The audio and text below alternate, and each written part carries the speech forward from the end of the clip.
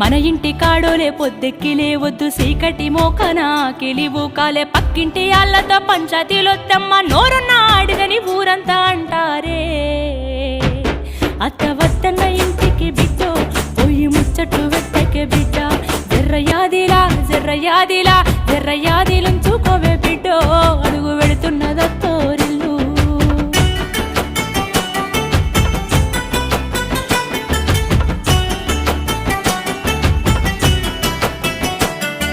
మోగోడు అన్నాక మంచి సెట్టుంటది యాళ్ళకు రమ్మని ఏనాడు అడుగొద్దు తాగొచ్చినా గాని ఊగొచ్చినా గాని కంచంలో ముత్తేసి కాముషుగుండు